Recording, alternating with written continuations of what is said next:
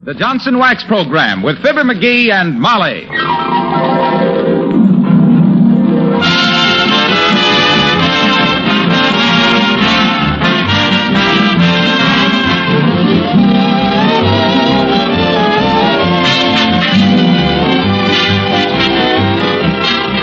The makers of Johnson's Wax and Johnson's Self-Polishing Glow Coat present Marian and Jim Jordan as Fibber McGee and Molly with Donald Novis, Bill Thompson, and Billy Mills Orchestra. The show opens with Embraceable You.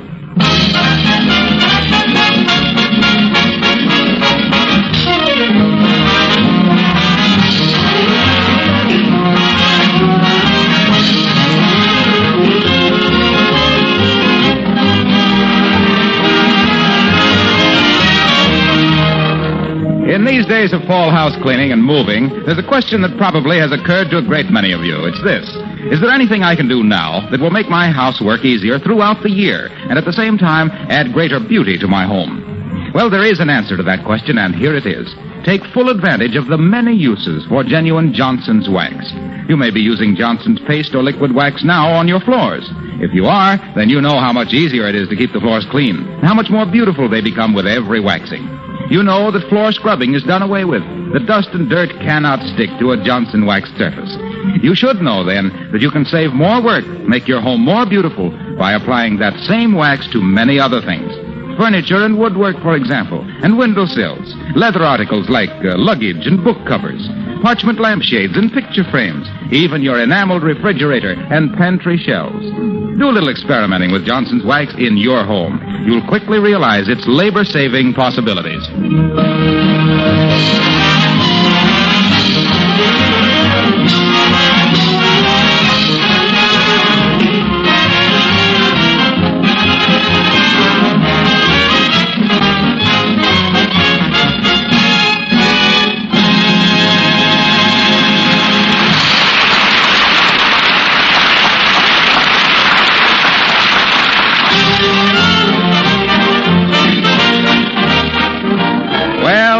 Opportunity is approaching the McGee home tonight.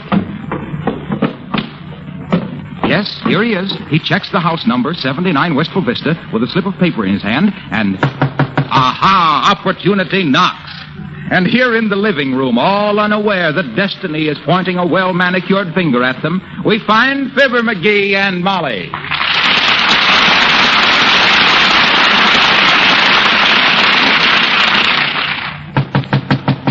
McGee, there's somebody at the door. Maybe it's the wolf. Oh. Why, it couldn't be. He knows us well enough to walk right in. McGee, are you going to answer that door, or am I? I'll play a game of rummy to see who answers it. All right, you set up the card table. Oh, no, you set up the card table. Flip you a coin to see who sets up the card table. Okay. Dadrabbit, I ain't got a coin. Oh, dear, I'll go. Yes? How do you do? Is this the Fibber McGee residence? Yes, it is. Is Mr. McGee at home? Yes, he is. May I see him, please? Yes, you may. McGee, put your shoes on. A gentleman to see you. If he's a gentleman, he wouldn't notice I got him off. Just step in, sir. Thank you. Are you Fibber McGee? Well, that's how I'm known locally, Bud. Though during the Boxer Rebellion in China, I was known as Ping Fooey Hao, the hero of Choi Mu.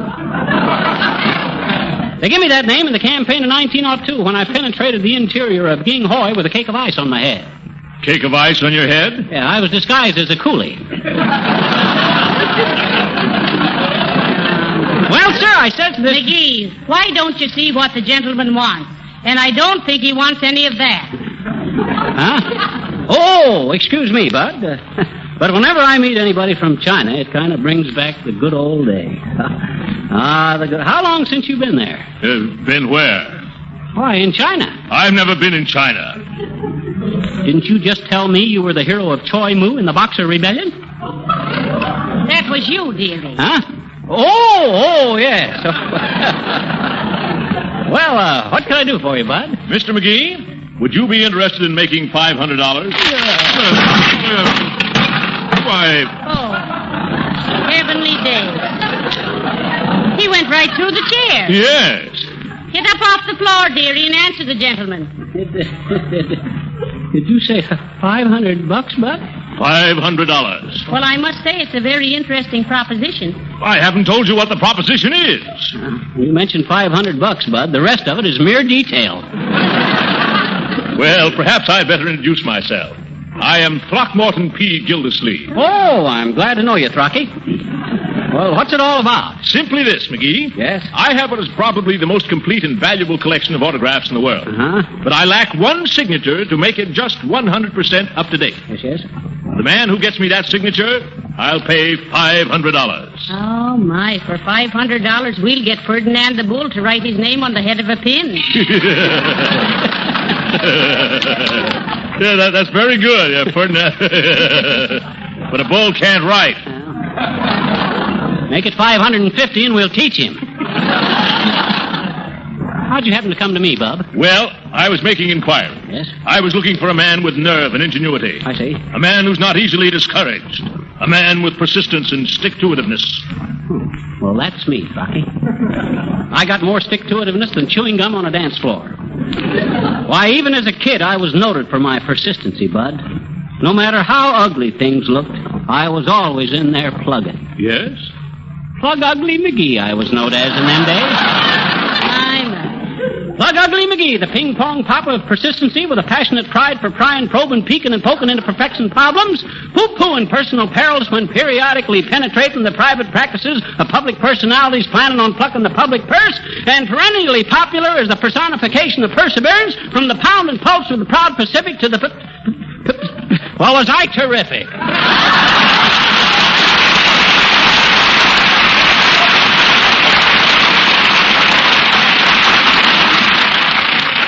So you really think you're the man to handle this for me, do you, McGee? You betcha, Bud. I'm a go-getter. A go-getter, eh? How about that, Mrs. McGee? Is he a go-getter? Oh, he certainly is a go-getter. You bet I'm a go-getter. All you gotta do is tell me whose autograph you want, Bud. Well, it's public enemy number 1, Killer Canova the gangster. My goodness, he's fainted. Is there a doctor in the neighborhood? No, but there's a trained nurse next door. Shall I go get her? Yes, go get her.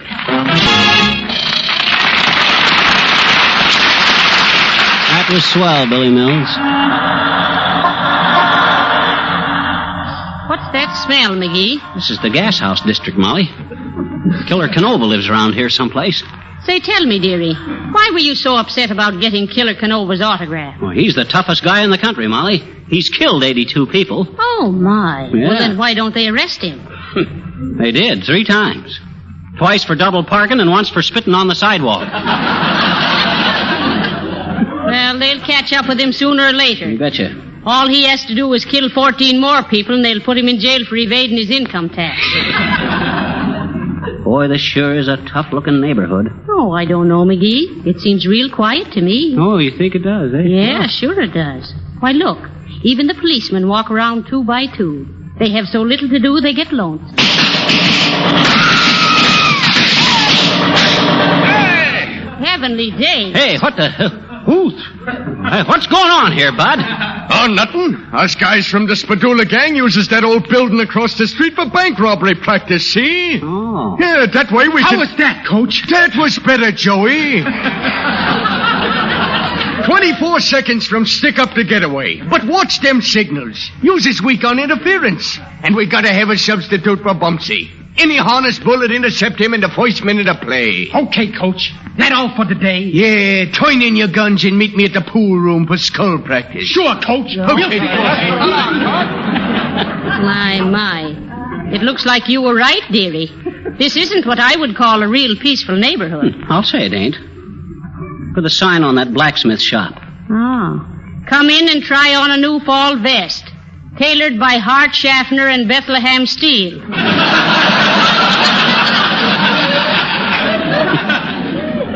I tell you, Molly, that this district is tougher than a lamb chop on a blue plate special. Oh. Not that, McGee. Well, let's get busy here. Okay. Where does Killer Canova live? Search me, but he ought to be easy to find. We'll ask somebody. He's probably... Hey there, kids.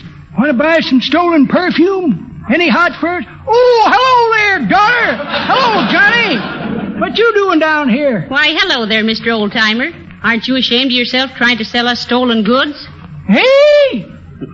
Never mind that, old-timer. Maybe you can tell us where to locate this Killer Canova. We want to get him to play ball with us for an autograph. KC at the bat, you might say. That's pretty good, Johnny. But that ain't the way I heard it.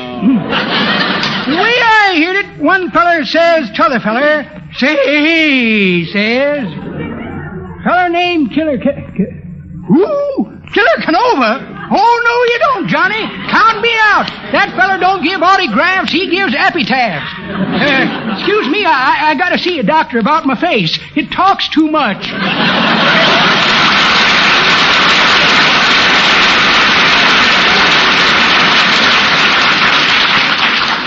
Heavenly days, McGee.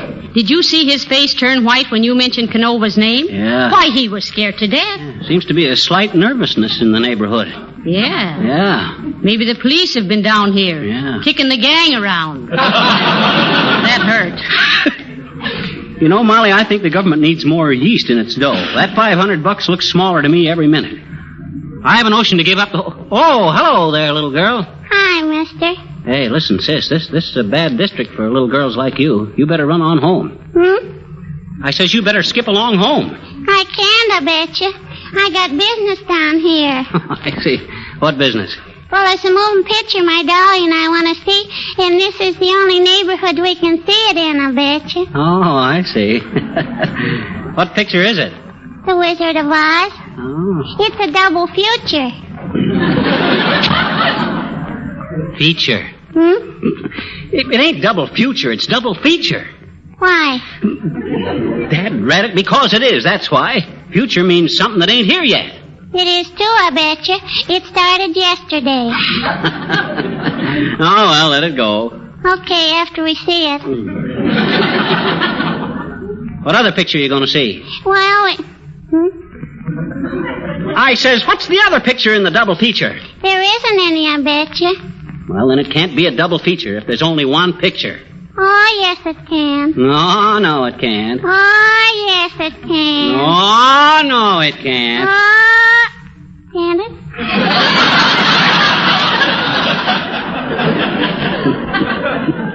No. Look, sis, The Wizard of Oz is only one picture. So how do you figure you're seeing a double feature?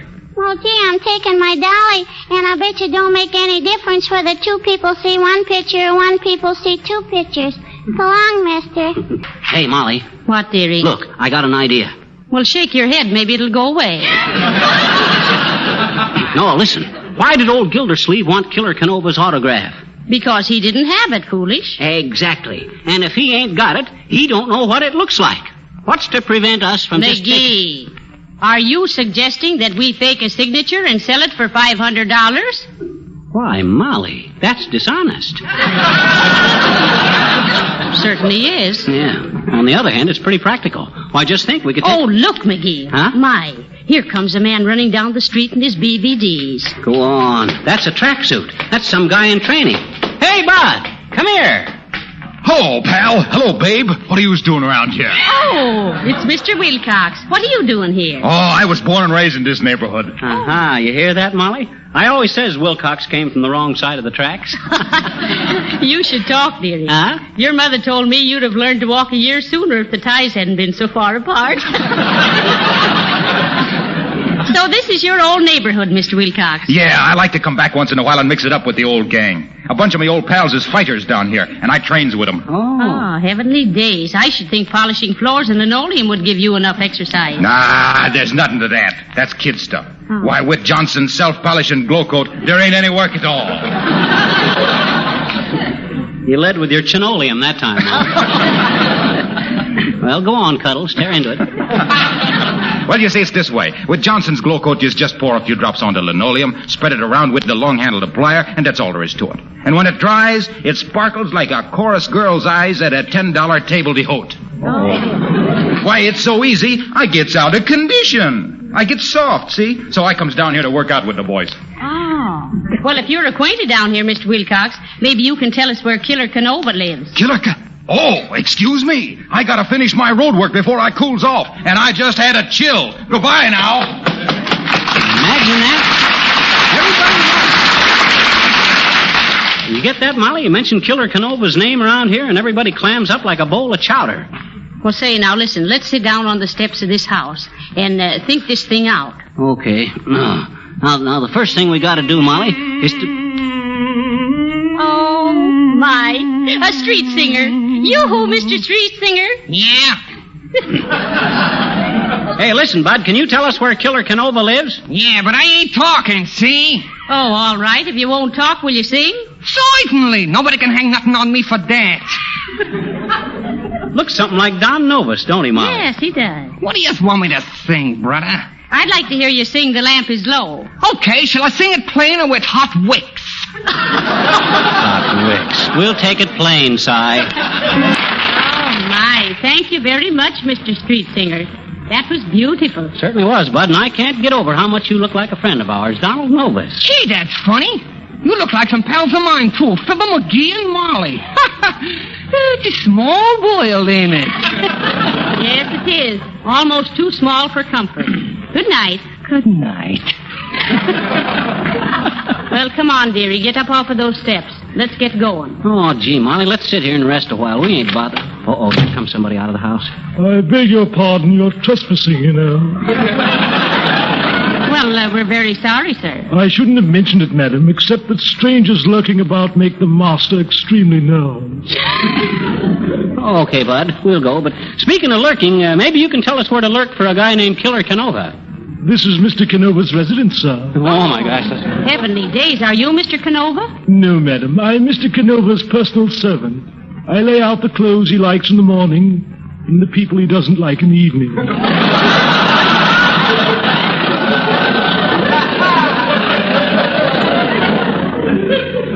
May I ask what you wanted with Mr. Canova?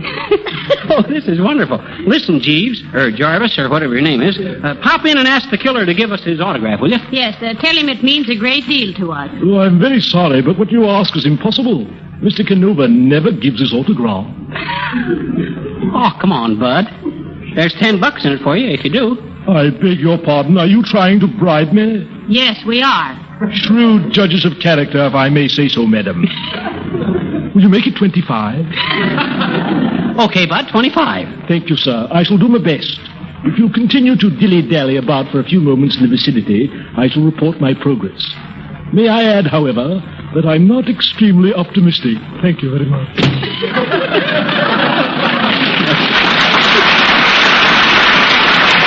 Boy, oh boy. Hot dog, Molly. Looks like we're in $500. $475, McGee. Oh, well, what's the Ah, difference? there, my dear. Lovely evening, isn't it? Or is it? Certainly is. How do you do, Mr. Boomer? Hi, Boomer. Hello, Saucepan. If we were in the woods, I would ask what you were doing in this neck of them. Say, we've been hired to get Killer Canova's autograph, Mr. Boomer. Yeah, and we just bribed his valet $25 to get it for us. Is that so? I think I could have sold you one for 15. You could? No, it ain't too late, Boomer. Where have you got it? Well, I have it right here in my pocket somewhere. Genuine Killer Canova autograph. Came across it in the files when I was a trustee. Trustee. Now, let me see. Where did I put that autograph? Autograph. Here's a small tube of library paste, in case I ever want to stick around home and read. Invitation to an alumni dinner party. Ah, yes, a middle-aged spread, you might say. Now, please, Mr. Boomer, the autograph, if any. Oh, yes, the autograph. Have it right here someplace. Here's a small box of stench bombs. Break one if you like. It won't be noticed on this program. Strawberry lollipop. Hello, sucker. A check for short beer. Well, imagine that. No autograph. Must be in my trunk in the manager's office at my hotel. Well, good day, my dear. Good day, mugwump.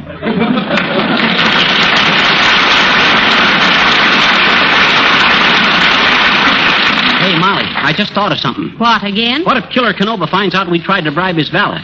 Well, what if he does? Well, shucks. That's what I say. What if he does? I don't care if he is public enemy number one. If he comes out and gets tough with me, you know what I'll do? I certainly do. Well, what of it? I'll wait for you at the corner. Why, how do you do, Mr. McGee? So nice to see you. How do you do, Mrs. Uppington? And Mr. McGee, how do you do? hi, Uppy. Heavenly days, Mrs. Uppington. Isn't this rather a tough neighborhood to find you in? Oh, not a bit, my dear. You see, we club women take groups of children from every section in the city and teach them constructive things, such as folk dancing and basket weaving. Oh, not really. Well, now, isn't that useful? Particularly the basket weaving. You know, Mrs. Uppington, I was on my way to a party once. The fireman's ball, I think it was. And I suddenly felt if I could only weave a basket, I would be a great social success. Really? How dreadfully interesting. Well, now, if you can believe it, Mrs. Uppington, I stopped right there in the street, grabbed a handful of green and yellow twigs, and wove a little basket. Oh, what'd you do with it, Molly? Well, on the way, I lost it. Oh, my, how very amusing. Well, I must be going. I must take these phonograph records down to my little class in music appreciation. Oh. What records are they, Mrs. Uppington? Oh, they are by some of the greatest masters. Now, let me see. Here is one by Arthur Shaw, Thomas and James Dorsey, Glenn Miller, oh, and Theodore Weems, Robert Crosby, and Benjamin Goodman. Oh, here is even one by a nobleman, Count Basie. That's a pretty hot bunch of classics, Uppy. And you're smart not to mess around with them jitterbugs like Stokowski. Oh, I'm so glad you approve of my selections. Personally, I'm afraid I'm not too musical, although I adore the violin. Oh, but it was spoiled for me when I heard that violin music was merely the result of dragging the tail of a horse across the interior of a cat. Isn't that a horrible conception? Oh, my, it's been so nice seeing you. Well, good night. Good night.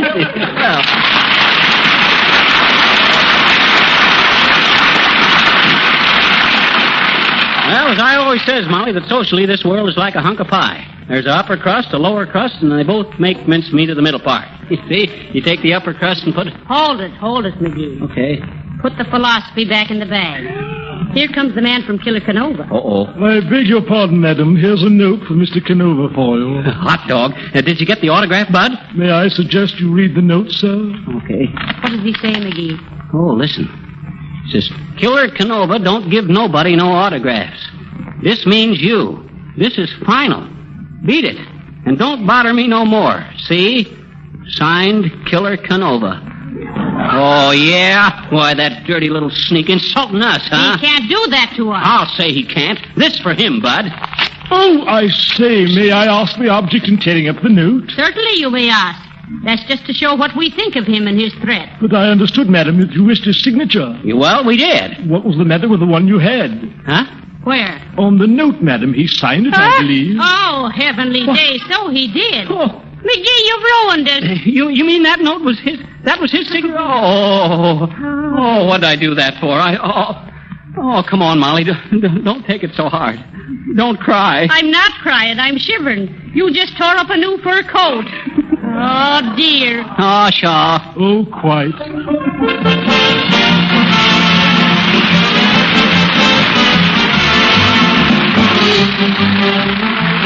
Fibber and Molly will be back in just a moment.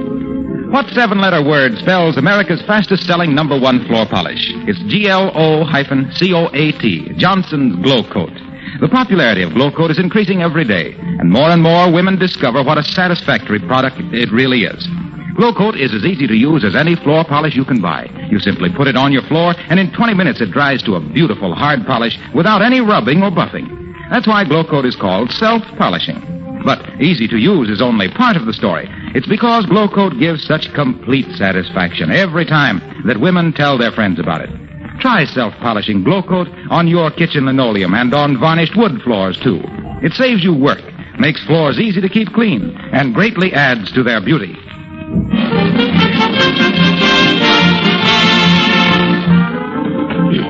Folks, this is Fibber McGee and Molly saying goodnight for us and Johnson's Wax until next week.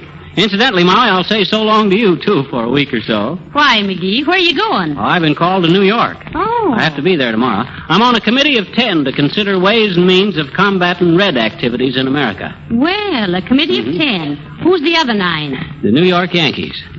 Good night. Good night, all.